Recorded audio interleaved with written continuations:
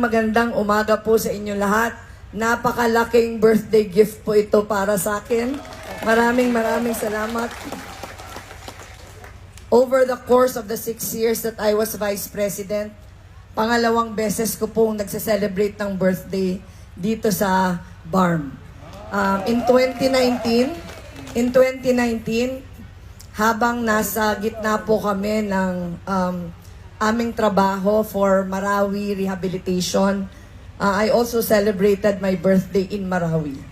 So ngayon po, nandito ako sa Darapanan, and I am so honored to be with you. When I was a member of the 16th Congress of the Philippines, I was co-author of the original version of the Bangsamoro Basic Law and was actively involved during the committee hearings and congressional deliberations. Our legislative intent at that time was the passage of an enabling law that will be faithful, compliant, and consistent with the comprehensive agreement on the Bangsamoro. It is important to emphasize the fact that the peace agreement can only be successfully implemented and completed if there is a good partnership between the national government and the Moro Islamic Liberation Front as parties to the agreement. This partnership needs to be constantly cultivated and strengthened because the peace agreement cannot be implemented unilaterally.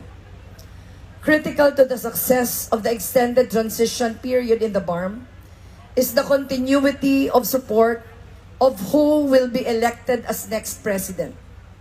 What I can assure the Bangsamoro people is that a Robredo presidency will be a friend and supporter of the Bangsamoro and a champion of the peace process.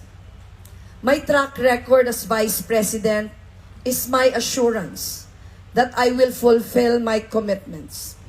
My friendship and support to the Bangsamoro people have been consistent in the 6 years that I was Vice President. Madalas po ako dito sa BARM. In the 6 years that I was Vice President, parang eto pong BARM ang pinakamadalas kong bisitahin. Dahil po sa napakaraming programa namin dito. Hindi ko na po iisa-isahin yung mga programa, but we have a lot of programs in Lanao del Sur. We have programs in Maguindanao. We have programs in Basilan, we have programs in Sulu, we have programs in Tawi-Tawi. Bawat sakuna na nangyayari, nandito po ang Office of the Vice President.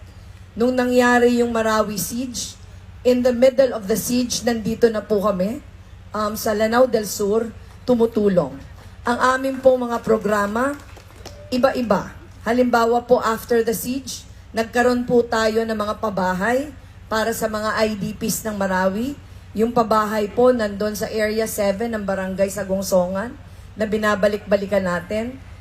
Halos karamihan sa mga munisipyo ng Lanao del Sur, bumaba po tayo ng mga proyekto.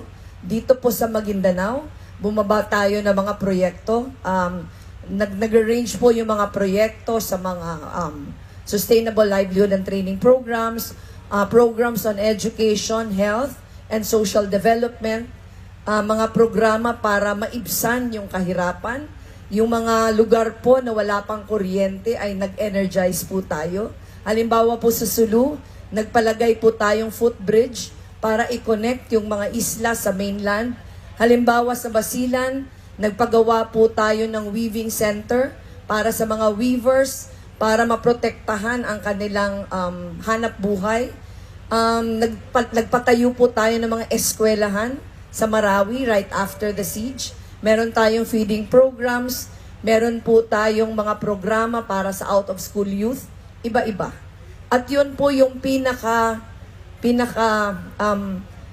pagpapakita namin ng pagmamahal namin sa Bangsamoro people.